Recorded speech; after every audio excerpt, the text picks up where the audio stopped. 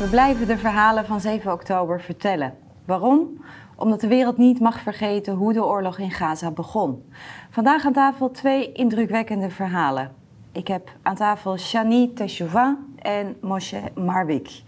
Shani overleefde ternauwernood de aanvallen op 7 oktober en Moshe raakte gewond terwijl hij vocht tegen de Hamas-terroristen in de kibboetsbewoner.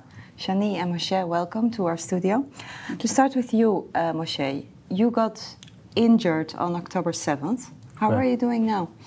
Thank you. I'm getting better. Thank God. Still have a little work on my hand.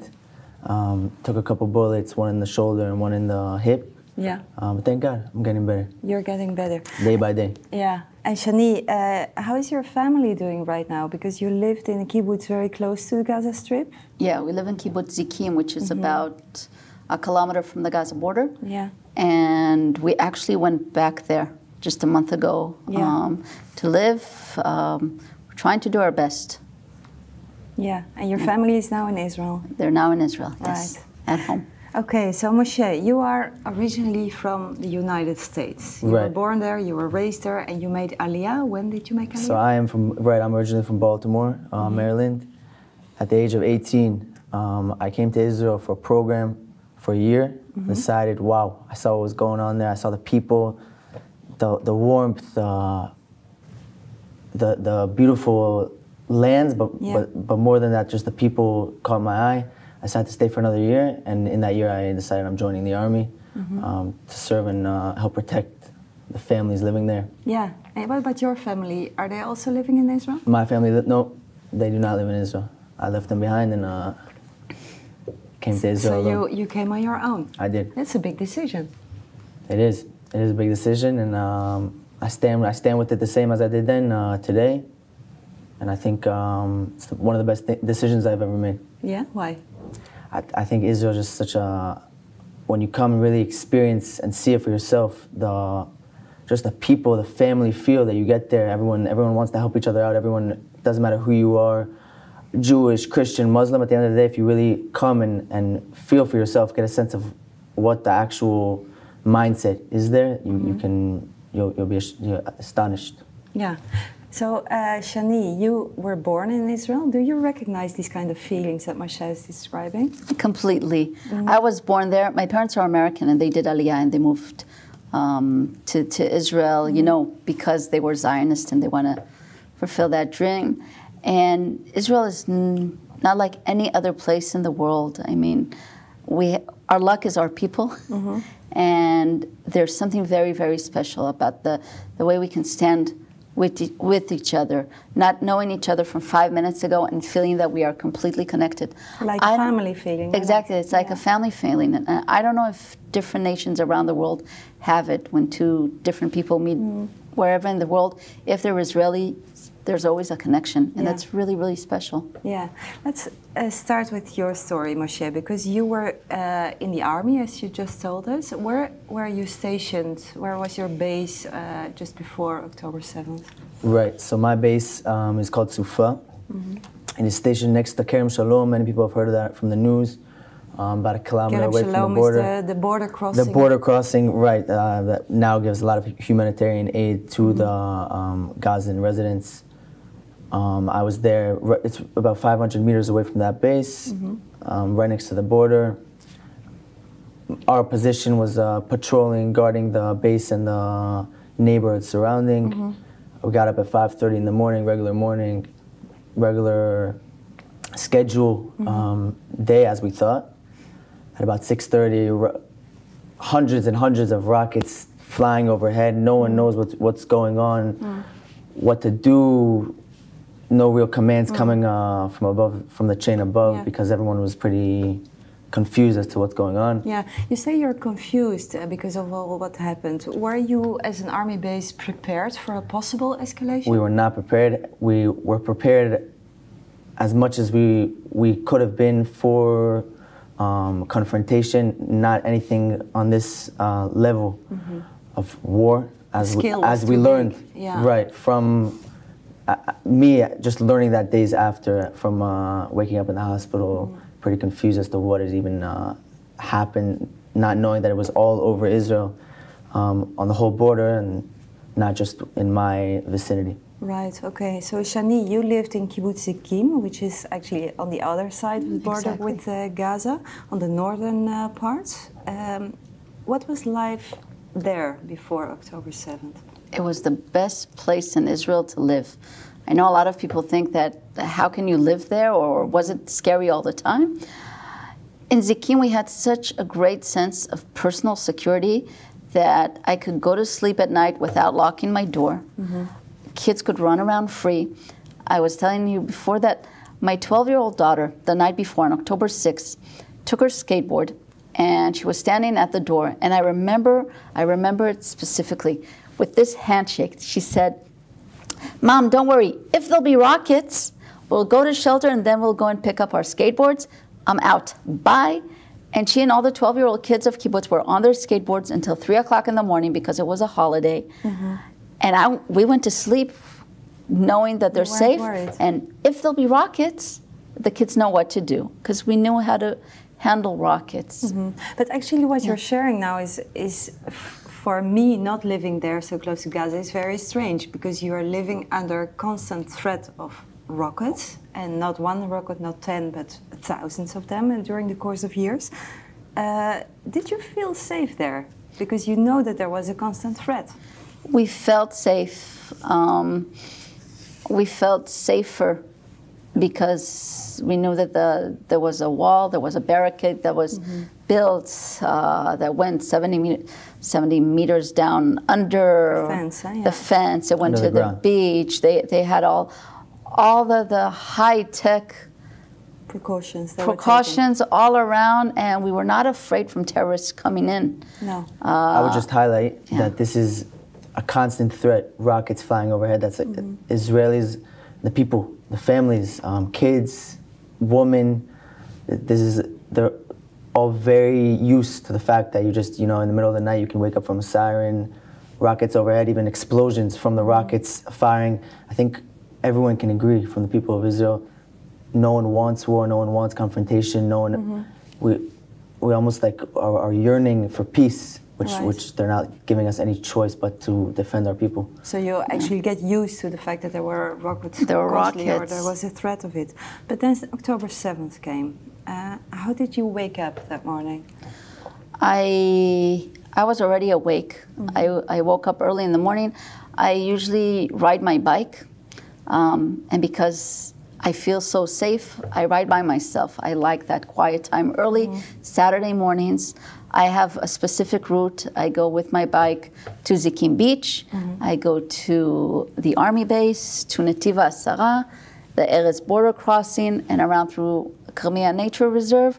It's about a 25-kilometer route. I ride my bicycle. I always feel very, very safe. That morning, relaxing. That morning, I woke up, I started getting prepared, and at 6:15, I remember specifically looking at the time, sticking my head out the window and saying, it's not as hot as it was last week, and I'm going to give myself an extra 10 minutes before I leave the house. And if you know the Israeli summer, it's really, really hot, and when it's hot, I always leave early, and I'm always out the door at the time that I said to myself that I'm going out. And that morning, I decided to stay for an extra 10 minutes at home. That decision saved my life. In which way? Because everybody that went on that specific bike ride that morning did not come back. Sure. They were all murdered along the road. Yeah, because at 6:30, that was the moment that 6:29, 6:29, exactly. It was thousands of rockets. Later on, a lot of parts of this story we found out only later on. There were over 2,000 rockets in the first hour that were shot on the Gaza envelope. So at 6:29, just hundreds and thousands of rockets flew overhead. I was awake. My husband jumped. We ran and grabbed our kids, ran down to the safe room. The window, of course, was wide open, and there were so many rockets, we did not feel it was even safe to stand up and close it. We just laid on the floor. At a certain point, when it didn't stop, we did close the window, and it just kept flying overhead. Did you have any idea back then how serious this was? No. In the beginning, we thought it was a regular rocket attack. We're used to it. We call it rounds, a seviv. because every few months we had a round of escalation, and then we went back to our regular lives. And in the beginning, we thought it was a lot of rockets, but we thought it was around. We were expecting rockets that holiday. There was every holiday season, there is tension in the air. So we were expecting it. Right. This was the end of Sukkot. Exactly. We expected it. And then around 7 o'clock, we lost all communications. Half of the kibbutz also lost all electricity.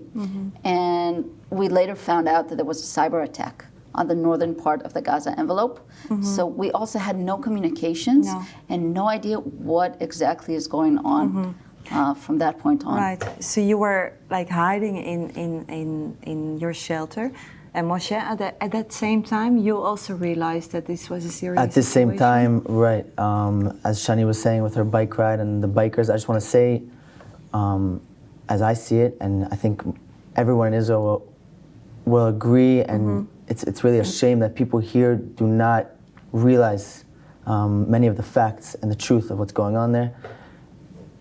I would say one thing, the rockets that are coming over from Hamas, from Gaza, the only rockets that Israel shoots are to penetrate those and to defend our people. Yeah, but people see it as, I don't know... as some kind of attack, of course, yeah. Right. But what about you? You were there, you were in the army base, and you heard all I was the in the rocket army alarms. base, What did you feel? We woke up 5:30, which is an hour before this all started. Regular patrol, getting ready, getting on gear, just to make sure everything's okay in the area. But about 6:30, all this started happening. Rockets overhead, explosions, drone explosions in my base, 100 feet away from us. We get into a heavily armored vehicle, which is our close vehicle that we use for patrolling. Were you scared at that moment? I was not scared. None of us knew the seriousness of the attack and what was about to come. We thought it was just some rockets, and we'd wait for commands from above, from the officers who are in charge of the area, and they would tell us exactly where to go and what to expect. Right. So you said you were going into the armored vehicle. Was this an order from the IDF to do this, or is it like a regular This procedure? Was also an order, but also a procedure that we follow when rockets come overhead and when we're not sure as what is to come because of the serious. We realized the explosions were not a regular part of these rockets flying overhead. And no, it was different. It was different. Something felt different. We got into our vehicle, started leaving the base, turned right to get to one of the neighborhoods, which is called Chulit. How many people were in the car? 10. We were a group of 10 combat soldiers. I'm actually the medic of the team as well. And we turned right out of the base to try to get to this surrounding neighborhood, and we get 2 RPGs to the vehicle, exploding the vehicle. Many of my friends were injured at this point. What is an RPG? RPG is a shoulder rocket, which can be launched from 100 feet to 300 feet. And it's very easy to use. It's almost just like you can put it in your bag or. So the terrorists used it. The terrorists came with a lot of ammunition, many different types of rockets. A lot of them they make themselves. It's important to say these terrorists also fight like terrorists. They're murderers. They're not an army. They didn't come in. They came to attack, to kill, to rape, to murder, and not to get some land or fight for some cause. That's not what it was. Yeah, but did you realize at that moment what was going on? At this point, when the RPGs hit, we realized almost the seriousness of the situation that we found ourselves in. We opened the back door of the armored vehicle because it stopped working. We couldn't move any further. A lot of shrapnel was already coming in at this point because they kept firing heavy artillery. At this point, we started leaving the back door. There's another terrorist with an RPG about 50 feet from us. He has a jam. We leave you can call it almost like a tank without the cannon.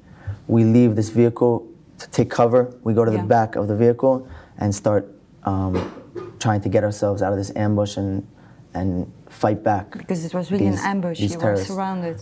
Right, then from the other side started coming motorcyclists with many more ammunition, about two terrorists on each motorcycle, RPGs, Kalashnikovs shooting.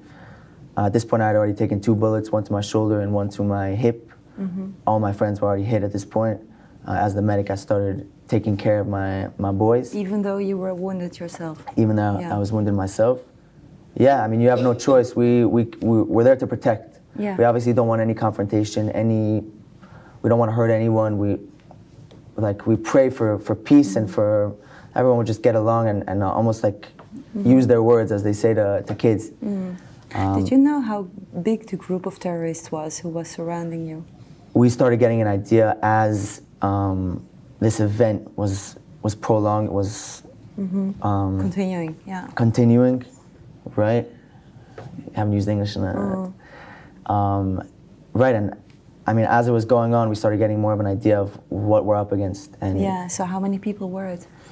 There were about 50 to 100 terrorists, we were facing, a group of 10 facing, and we had left the base. The people, a lot of my friends on my base, not a lot, every friend, every person but friend, I mean, these are my guys that we left on the base were murdered. All of them? Many of them in their boxers, just leaving, kind of like leaving the room, like kind of very, you can see even like on their faces confused looks with just bullets all over their body. And what about the 10 people in your vehicle? My 10 people, thank God, everyone's okay. Even there's one of my good friends took a bullet to his head. He's walking, got to the hospital before me. Thank God. Yeah, so how did you get out? Because you were ambushed, you were surrounded by so many terrorists. How did you get out? I would say God. I mean, that's my only answer to your question. We, after about 5 hours of just constant fighting and trying to hold off, and more than anything, these terrorists that were trying to murder us and murder the surrounding neighborhoods around us, which was our even bigger concern and responsibility to protect these families surrounding the base. Because you were still also trying to protect the kibbutz close by. Right. We as soldiers, that's our duty. I mean, we almost civilians and then us, and at this point in time, we realized if we're under this kind of attack, what can possibly be going on to the families living 100 feet away from us? Yeah. And we see motorcyclists taking people from their homes, almost unable to protect them. Yeah. Yeah, so how did that feel at that moment? Because you saw it with your own eyes? Right, that was very, many emotions arose. I would say almost like confusion, anger, disbelief as to what was happening from 0 to 100. I would never have imagined this type of attack. No. There's no other word for it. No. Shani, you were, meanwhile, when he was fighting, you were in the shelter hiding. Explain me what happened in your kibbutz. At a certain point, because there were over 2,000 rockets, at a certain point, the Iron Dome that protects the city of Ashkelon, it's located between Zikim and Ashkelon. And all the rockets are flying towards Ashkelon. The Iron Dome hits them directly over Zikim. To protect, of course, yeah. And then we have a debris of just shutters all over around and debris of rockets. At a certain point, the Iron Dome ran out of ammunition early on. And then rockets started falling all around the kibbutz and inside the kibbutz. Kibbutz Zikim had many, many, many miracles that day. The rockets that fell inside the kibbutz, they missed specific things. One, in my street, 2 rockets hit. One hit 10 centimeters away from 2 barbecue gas balloons. And the rocket didn't explode and the balloons did not explode. One of them did hit a car and did explode, and we heard that something happened. Both my husband and I are medics. He ran out to see if anybody was injured. He saw that it's just a car. They put the fire out. And then someone from the emergency response team came and said, we have wounded. If you can bring your car and help us evacuate the wounded. Yeah. Our kibbutz, one of the miracles, was that the head of security got a phone call from a Navy observer that called him and said, there are hundreds of terrorists in the ocean heading towards you. We managed to stop some of them, but a lot of them passed us. They're heading towards the army base. They're heading towards the beach, and they're heading towards your kibbutz. Yeah. That gave him a few minutes To prepare. to prepare. And the fact that they spread out on the fences meant that when the first terrorists came to the fence of the kibbutz, they stopped in front of one of the emergency response team's vehicles, and a fight started there. Hadn't they have been there before, the terrorists would have gone into our kibbutz, and the story would be the same as Nir Oz and Nachal Oz and everybody else. But that phone call gave him an extra advantage. Yeah. So at that point, there was fighting going on that we could all hear. This is 100 meters from my house, and we are hearing grenades and RPGs, and I did not know these are grenades and RPGs, but I'm hearing fighting that's very different, and you realize these are not rockets. Something's going on. We have no communications. Just imagine on a regular day, everyday basis, if you lose your phone for an hour, how... That's already a problem. Yeah, how disconnected you feel. And all of our emergency announcements go through WhatsApp, and no one knows what's going on.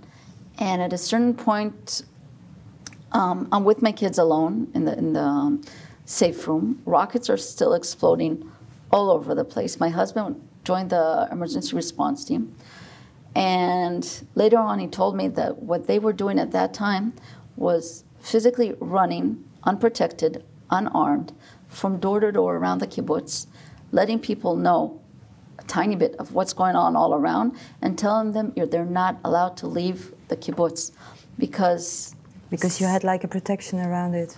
We had no protection around. We had terrorists all around the kibbutz, but usually in these rocket events in previous times, people used to take their kids under rocket attacks, throw them in the car, and drive out of the kibbutz so the kids don't experience this for long.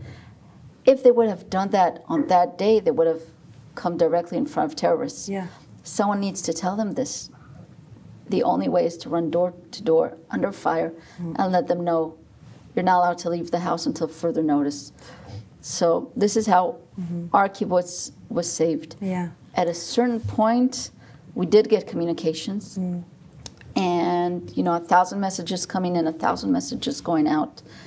And my next door neighbor, she's a single mom of a 7-year-old kid, and her daughter went to visit the grandparents for a fun weekend at the grandparents' house. They're from Nir Oz, and she had no idea what's going on. And in that short period of time that we got communications back, she called her mom. Her mom and her daughter were in the safe room hiding. The father, no one knew where he was. And when they called her sister, someone answered in Arabic, and she was abducted. No.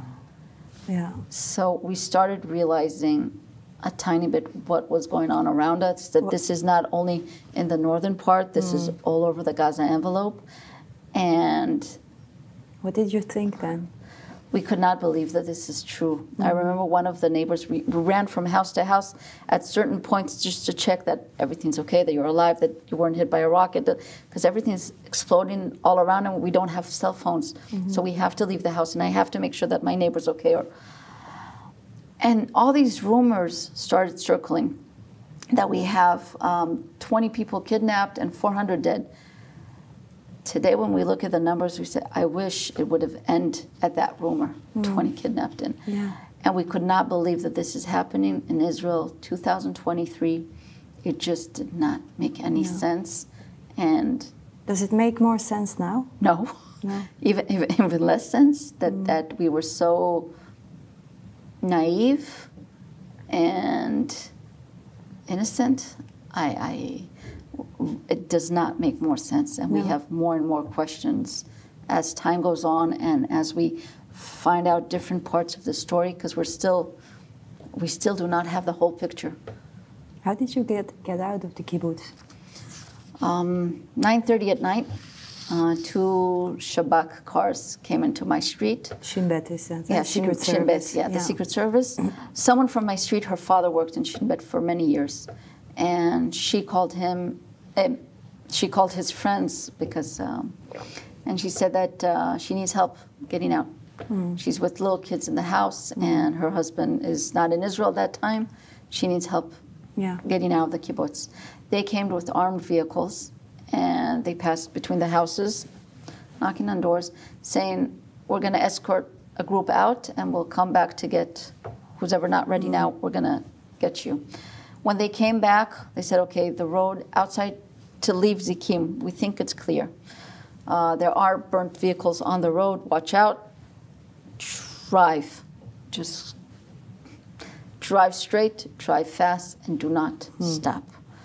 And 9:30 at night, I grabbed my 2 kids. We said goodbye to my husband. He stayed with our emergency response team.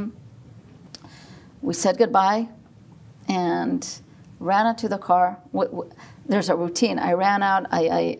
I started the car. Then I ran back into the house because rockets are flying overhead all the time. Run back to the house. Run out with the suitcase, throw it into the car. Open the doors. We say goodbye, then we run to the car, we close the doors. I start driving out. In the end, I left by myself. My 12-year-old daughter took her phone and did a video of the sky as I'm driving out, and you see just rockets flying. Still flying over. Still flying overhead. As we left, complete darkness. You could see, looking towards Nativa Sarah, you can see flames and something going on there. And we're just driving. I drove really fast that night. Usually it takes me about an hour and 10 minutes to get to my mother's house in the Jerusalem Mountains. It took me 40 minutes to get there. I drove through all the red lights, through everything, under fire, just getting out of there. Only when I got there and I let go of the steering wheel did I realize how terrified I was at that drive. Not telling my kids that, but I was terrified completely. Of course, yeah. And later on, everything just started to unfold. Don't remember everything that happened. No. Later on. Yeah. So Moshe, you shared that a lot of people from your army base got killed in the base. So when did you hear about that? Right. Only I imagined, having been outside of the base fighting with these terrorists and seeing the amount of them coming towards us and coming and being able, unfortunately, to get into the base. I only imagine how many of my friends who were still sleeping at the time or unprepared for this kind of event or attack were going through on the base. I didn't think to myself that it would be that number of deaths, unfortunately. Only a couple of days after waking up in the hospital and coming to senses as to what had happened on that day, I found out and only then you found out. Yeah, yeah. So do you think back about 7th of October a lot? I do. Yeah. 100%. I think anyone who doesn't is lying, and I don't think anyone can really digest and really grasp what happened that day, why it happened, how it happened, the ignorance that people in America protesting everywhere, here in Holland, all over the world, not knowing the facts and what really happened, and just it's a real shame. Yeah, talking about that, because now in the past few weeks we see in the Netherlands, just like it was a few weeks ago in America, that there is a lot of university protests and that people are accusing you and your army of committing genocide, of killing children, of killing women. What is your answer to them? So like I said, I think it's a big shame, the lack of knowledge and facts of what really is going on in Israel, what started all this whole war in the first place, and the real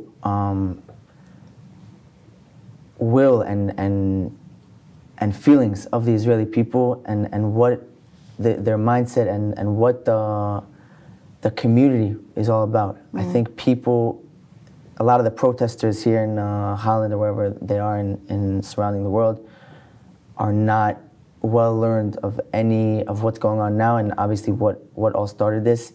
The real genocide is Hamas and what they did on October 7th, raping women, killing kids, putting babies in ovens. I think after hearing that, only people that really don't know the facts or are just being misled by other people and propaganda, which Hamas is very good at, leading them to a understanding that Israel, who's defending their people and yearns for peace. It's almost like it's very sad to see from Israel, or to see anyone who really knows what's going on, these protesters and these people that really don't know. No, they really don't. No. They don't know what's going on. So what would you say to them, Shani? To the protesters? Yes. Unfortunately, you know, we said in the beginning, the West is next. If we fall, the West follows. What do you mean by that? We can see the uprising of hate against our way of life and beliefs. And if this is something that is becoming the norm, unfortunately, it reminds us of very, very dark days. 1933. Everything that happened in Europe did not start in a violent act. It started with words. And if people just close their eyes and not look around what's going on, when they're going to wake up, it's going to be too late. And this is what frightens me. If we fall, everybody falls with us. Yeah. And it's frightening. So what would be your message to the people who are watching this interview? What is important to keep in mind to do? Get knowledge. Go into social media and speak up. I think that one thing that we learned is that we cannot be silent anymore. We're trying to be very civilized, and we're trying to, you know, everybody has their own lives, but something is boiling here. And if we don't do anything about it, if we ignore it, when we wake up, it's too late. And I think that everybody has a way to influence someone else. If it's having coffee every morning with a colleague at work, and that colleague keeps telling you things about, well, Israel is doing this and Israel is doing that. Educate them. Talk to them. Yeah. Talk to them. Go back, learn the facts, and the next day say, but look at the numbers. Look at the real numbers. Even the UN now changed the numbers that they published initially about how many people were actually hurt in the Gaza Strip. And don't get us wrong, we do not want innocent civilians hurt. This is the difference between us and them. Yeah. We try to protect. So education. What about you, Moshe? What would you advise to the people who are watching this show? I would advise very similar to what Shani is saying. Get knowledge, learn what's really going on. Yeah. I think even funny part about it is not funny, but you know, Hamas is a hate organization, not just against Jews, against Christians, against gay people. The whole realm of this war is, I would almost say, Israel is protecting these people that are protesting against them, because if there wasn't Israel, they'd be the ones targeted. And that's something that people just, if you understand that, I'd be like, this whole protest is a contradiction. Like, you know what I'm saying? It's pretty like ridiculous and ironic. Yeah, absolutely. So spreading the word, that's the message I would give to the people. I just hope, my only prayer is that people really will understand and the light will shine, and people's eyes will open to who the targets really are, and what this hate is all about, and what this war really is. Who's the victim and who the real enemy is, not just the people of Israel, but to the world as a whole. Ja, thank you very much, both of you, for coming here and sharing your story. Thank you so much for having us. U thuis ook bedankt voor het kijken naar deze uitzending van Christen voor Israël. En u kunt betrokken blijven bij ons werk. Ga naar cvi.nl/actueel voor actuele informatie, voor punten waarvoor u ook kunt bidden en onze activiteiten. En u kunt deze uitzendingen ook beluisteren via podcast. cvi.nl/podcast, daar vindt u alle informatie hoe u dat precies kunt aanpakken. En als u op de hoogte wilt blijven over nieuws wat wij brengen over Israël op een hele directe manier, dan kunt u zich abonneren op het Christen voor Israël WhatsApp kanaal. Als u daar meer over wilt weten, ga dan naar cvi.nl/kanaal. Nogmaals, dank voor het kijken en graag tot de volgende keer.